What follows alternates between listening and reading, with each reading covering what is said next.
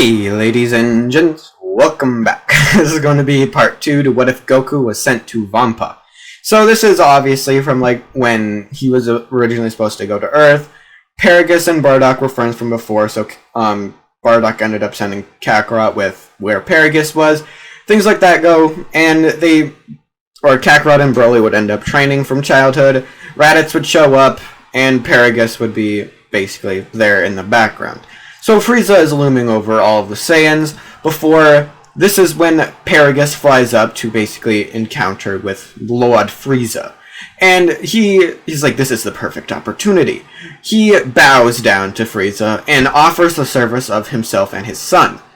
Broly is pissed. He's just like, God damn, no. He's starting to get a little bit angry. Paragus takes out the shot collar and is like, Broly, you will join me, and Frieza, will you not? And Broly's like, you legit gotta be kidding me. What the hell is this shit? And he's like, no, I will not. Now, Paragus would, use the shot collar. He would press the button. Kakarot would charge a little key blast in his hand, and he'd shoot it at the remote. And it actually successfully destroys it. Paragus then bows down to Frieza and says, well, at the very least, I will join you. You can beat down my son all you want. Because he cares about his son, but the main thing he saw him for was the revenge against Vegeta, and if Frieza will kill Vegeta for him, then he doesn't really care too much. So he's like, you may do what you will, my lord. So, obviously everybody would be pissed at this, and they would all charge at Frieza, who's already powered up to half power, making his power level be at 60 million. This would not be enough, or this, I don't know exactly, because it's basically only the three of them that are doing really anything. So the three of them are taking on Frieza, and their collective power level would also obviously be higher than Frieza's, but that doesn't really make too much of a difference, because I believe it was stated that you only need a 20% difference in power to be able to pretty easily take somebody on, whereas the difference in between Broly, who is I don't know, whatever. So they're actually managing to put up a decent fight against Frieza. They're not, winning by any means. But the main reason they're actually able to do anything is because Frieza lacks literally any combat training or anything like that. He never really has to get involved in a fight. All he has to do is lift up his finger and shoot a little death beam towards people. That's all he ever has to do. So he's kind of outclassed here, and he doesn't know exactly what he's going to be doing. So he ends up powering up further to his 100% form. He would then get really annoyed, and he would just be like, why don't I take out one of the stronger of you monkeys, just to give an example to the others. And he would then look towards Broly, and he would begin lifting Broly into the air. And Broly would be like, he's struggling right now. He's trying to get out of this, basically, grip. But Frieza at this point is more than 3 times as powerful as him. He's like, he can't really do anything at this. So, as he gets slowly lifted into the air, all of a sudden, there's a death beam, and then Broly explodes. He explodes in anger and rage. He's not a Super Saiyan at this point. He's in his wrathful form, but to a berserker point. And he powers up, and he just charges at Frieza now. And Frieza is completely taken aback by the power leap that the Saiyan just did for seemingly no reason. So, obviously, Frieza's just trying to keep up with Broly, who's, enraged, completely trying to, not, he's trying to control himself, but he's not able to. This is where Frieza realizes he has to do something about this, and he charges up, or not charges, but he uses some of the, little, what the hell are they called? Because it's not the Destructo disc that Frieza, or that, Krillin uses. He has his own little style of it. He actually ends up using those, and he ends up cutting Broly clean in half. Broly was too enraged to really be able to properly dodge that, and he gets just cleaved down the middle. He is in 2 parts now. And the upper part of his body would land on the floor, and his legs would land shortly after. Kakarot would be watching this at this point, and he would just be absolutely enraged. This was his best friend from growing up. It's kind of similar to that of Krillin, but this is literally the only person he's really ever known to be an actual friend to him. Yeah, he's kind of friends with, his brother and Vegeta and everybody like that, but, nowhere near what he was friends with Broly. Kakarot, he starts to scream, and his hair rises, and it turns to a deep color of yellow, and his muscles bulk, and his eyes turn a light blue color. He is completely enraged at this point. He goes straight past Super Saiyan Grade 1 and goes straight to Grade 2, just from the sheer rage that he's feeling right now. Because while the boost that he got, or like the power he got from Krillin was just barely enough to trigger that transformation, this was complete and utter rage that he felt towards Frieza at this point.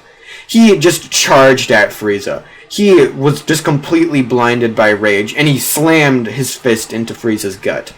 Frieza couldn't really do anything at this point. He had to do something, but he didn't know exactly what. And then he made a death ball, whatever you want to call it, and Goku at this power level, or Kakarot at this power level, would easily be able to reflect it. But he doesn't give a shit. He is completely enraged. All he sees is pink thing that killed one of, like, something important he has to kill now. That's all he sees at this point. And he charges now towards Frieza at complete full speed and slams his fist straight through Frieza's gut. Frieza is, like, he's astonished. The amount of power this Saiyan has it's absolutely amazing. How is this even possible? Is this the power of training? He's wondering exactly how the hell this person managed to do anything. How is this monkey so fucking strong? He's just trying to figure this out, but he can't seem to figure it out because he's like, no way, it's the Super Saiyan. And obviously, like, Vegeta would be in the background, like, go, Kakarot has transformed into the, he is doing that whole thing, his little shtick that he ends up doing, just like in the original. And Kakarot would be, like, too blinded by rage at this point. He lowers himself to the ground, trying to calm himself, but he isn't really able to. He gets on a ship, and he just, presses tons of different random buttons, and he's just gone. Everybody's wondering exactly what happened, and Dende ends up using the Dragon Balls to basically restore the planet Namek to what it was before, it got, it blew up, as well as reviving some of the Namekians, and, doing all of that kind of stuff. They're wondering exactly where Kakarot just went to, and they can't really discover exactly where he's trying to go. So they all board their ships and everything like that. Obviously, like, Broly is revived with one of the Namekian Dragon Ball's wishes, and they also ask if the Namekians knew of any other Dragon Balls that they could go to, because they have to wish for Kakarot back, or for him to come back to the planet once he gets, out of his transformation. And they answer, they say, there's this Namekian that ended up getting sent to Earth. We don't know exactly what happened to him at this point, or we don't know what happened, because, they can't really, keep track of that. All we know is that thousands of years ago, or hundreds, I don't know exactly how old Piccolo is, or Kami is, but he ended up sending him to this planet called Earth. So they're like, okay, we might as well try going there. And they try doing so. So they start flying to Earth, and for the Saiyan pods, I don't know exactly how long it would take to get from Namek to Earth. I'm just going to go with, how long it took the Namekian ship, which was around, 4 months, or no. Or was it 5 weeks, or was it 4 weeks? I don't remember. So they start flying there, while Kakarot basically crash lands on the same planet he would after the original Namek saga. That is going to be, obviously, planet Yardrat. So he lands there, and he spends some time training and, doing his thing there. He decides that he's going to stay there and train for a little bit longer than he did in the original, and this is just because of the fact that he thinks that Broly is just dead. And because he thinks that planet Namek blew up, along with all the Dragon Balls, so he doesn't really think there's a reason to go back. So when they try wishing Kakarot back to the planet, they get told that he doesn't actually want to come back, but God, I can't talk right now. So they are like, well, what do we do now? So Kakarot continues training with, the spirit control and everything like that, and he actually learns something that's more than just the instant transmission. He learns one of the abilities or I'm going to say he learns 2 of the abilities from the, whatever the heck they're called, of that spirit control. Obviously, he learns instant transmission, but that really doesn't count. He also learns healing and the cloning ability. He doesn't learn gigantification or anything like that, just healing, cloning, and he has a much more refined version of instant transmission than he did in the original. And then he tries to sense out, just to sense exactly where, like, Vegeta and everybody like that is, and he actually manages to sense them. But then he senses something a little bit unfamiliar. Or not unfamiliar, he senses something familiar. He senses 4 different power levels. One similar to that of Frieza, because Kakarot literally killed Frieza, like, there was no repairing him. But the other was Broly. And Kakarot's like, wait, what? And he starts instantly trying to basically teleport over there. And it takes him a little bit, because he has to teleport, but, like, from place to place, because he can't go all the way there in one go. Meanwhile, on planet Earth, that everybody ended up going to, they are there, and they basically completely rid the world of the demons, and Kami would end up basically using the Dragon Balls to, after, like, they realize that Kakarot isn't coming back, Kami would use the Dragon Balls basically to wish the world back to what it was before, basically reviving everybody as well as, like, returning all the cities and everything like that. As he's doing that, Kakarot would just appear in front of everybody with 2 fingers on his forehead. He would look around, and he would see Broly. He would instantly jump at Broly, hugging him, basically saying that, I thought you were fucking dead, you moron, and Broly would be like, I got revived by the Dragon Balls, after we wished for Namek to be restored, and they do some explaining, and they ask exactly where Kakarot has been, and he explained where he was on this other planet, and showed them some of the techniques that he actually ended up learning from it. They're all like, oh, that sounds dope. But when Kakarot explains the kind of training he was doing, nobody really wants to actually end up doing it, and that's just because, like, the fact that, you know, all Saiyans really like physical training instead of, like, spirit, like, bouncing on big rocks, trying to, you know, manipulate your spirit, and random stuff like that. So they decide that they're not going to do that training, at least not yet, and maybe Kakarot could end up teaching them the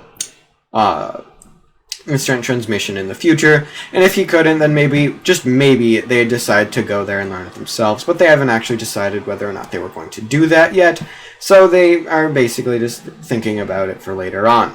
So Kakarot and everybody else would basically just continue on with their training, and they'd gather the Dragon Balls a few times, they'd absolutely decimate the Red Ribbon Army, and everything like that. No Dr. Gero is alive. Future Trunks doesn't return back to the world because, you know, he doesn't really have to. He doesn't... Maybe not yet, but as of right now, he doesn't really exist in this world. Maybe, Vegeta would still end up with Bulma, but that would mean that everybody would have to, like, form a friendship with him, which would actually kind of work, because, like, they were kind of the ones that took down, like, Demon King Piccolo, and people would make this known. So maybe, like, Bulma from Capsule Corp would end up going up and would introduce herself to all these boys, and she'd be like, damn, almost all these people are, like, absurdly hot and muscular. Why is this? And she's like, I don't even know which one I would pick if I had the option. And, you know, things like that, they happen normally. You know, Bulma continues, like, on with her, like, scientific development of, like, ships and gravity chambers and everything like that, and they continue on with their training. So there's no, like, Cell Saga or anything like that, except there would be a Buu Saga, so we're gonna have to skip all the way towards where the Buu Saga is, because there's no Android Saga, there's no Dr. Gero, so that means there's no Cell, there's no nothing like that. So the world would be relatively anticlimactic, except for, you know, people would continue training, and Kakarot would actually have mastered a few different forms. One being Super Saiyan 2, obviously. He mastered Super Saiyan Grade 4 as well. Most of the Saiyans, or not most, but all the Saiyans have the exact same transformations as him, except for one that Kakarot thought he might be able to do, because of the fact that Kakarot and, like, everybody else had more control over their Grade 8 form and everything like that. They thought of the possibility of combining the 2 transformations, and after doing so, they actually managed to transform into the Super Saiyan Great Ape and everything like that. After a while, Kakarot would regain his, like, conscience, because he has more, like, what the heck is that even called? More control over the form than he would in GT because he's used it more. So he would actually gain control over that, transforming into a Super Saiyan 4. So you may be wondering, that's not even canon. Well, I don't care, I'm making it.